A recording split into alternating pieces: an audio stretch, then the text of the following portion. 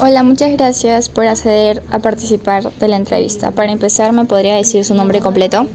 Mi nombre es Victoriano Julián García Melgar. ¿Me podría decir su edad? Tengo 61 años. Sexo, Masculino. nivel educativo. Secundaria completa. Bien, empecemos con las preguntas. ¿Cuáles considera que fueron los principales problemas económicos, políticos y sociales que se vivieron en el gobierno de Alberto Fujimori en el Perú? Ya. Primeramente, los problemas principales durante el gobierno de Fujimori económicos incluyen una hiperinflación extrema y una economía, una economía en recesión. En la política se podría decir que su régimen fue autoritario como una dictadura, ya que dio un autogolpe en la cual este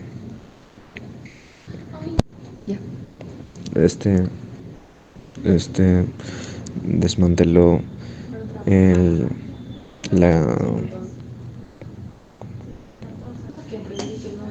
el Congreso.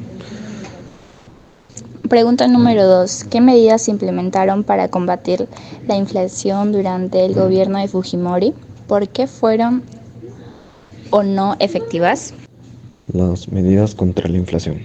Fujimori implementó, si mal no recuerdo, el Fujishock, en el cual incluía que los precios de los productos iban a subir de precio relativamente bastante altos a lo que eran. Estas medidas fueron efectivas en controlar la hiperinflación y estabilizar la economía, pero a un costo de que las personas no podían llegar a comprar los suficientes suministros vitales que necesitaban. Pregunta número 3. ¿Qué políticas sociales se implementaron durante el gobierno de Fujimori para abordar la pobreza y la desigualdad en el país? Ya.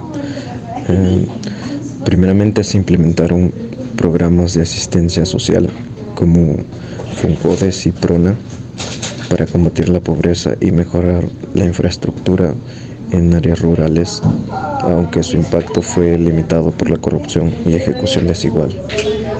Pregunta número 4. ¿Qué opinión de las medidas que se realizaron en el gobierno de Fujimori para combatir a los grupos terroristas como el Movimiento Revolucionario Tupac Amaru y Sendero Luminoso?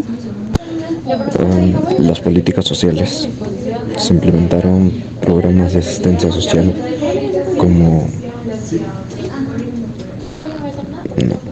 um, en estas medidas contra el terrorismo. Las medidas fueron efectivas en la captura de líderes terroristas y la reducción de actividad insurgente, pero incluyeron muchos abusos de derechos humanos como ejecuciones extrajudiciales y torturas a diferentes personas inocentes. Pregunta número 5. Durante el gobierno de Fujimori se realizó una campaña de control demográfico que consistió en la esterilización de miles de mujeres, sobre todo de campesinas e indígenas. ¿Qué opina sobre esta política? Yeah. En este caso, la campaña de esterilización fue una grave violación de los derechos humanos, afectando principalmente a mujeres indígenas campesinas y su consentimiento informado, ya que este fue, como se dice, sin su consentimiento y fue mayormente puesto para las personas, para reducir la pobreza del país, pero en sí privó mucho la libertad de las personas. Pregunta número 6. ¿Conoce las medidas que se tomaron durante el gobierno de Fujimori para controlar la prensa y cuáles fueron sus repercusiones en la libertad de expresión? Ya. En este caso, se tomó el control de la prensa.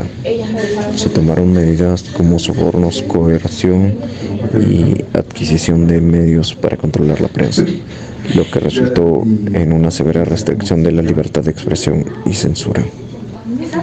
¿Cuáles fueron los eventos que llevaron a la caída del gobierno de Fujimori en el año 2000 y qué consecuencias tuvo para el país? Ya, la caída del gobierno de Fujimori, la difusión de los Vladivideos mostrando corrupción asistemática y elecciones fraudulentas de 2000 precipitaron la caída de Fujimori, quien huyó a Japón y renunció por fax. Esto llevó a una transición democrática y a reformas para combatir la corrupción en el país. Muchas gracias por brindarme esta entrevista.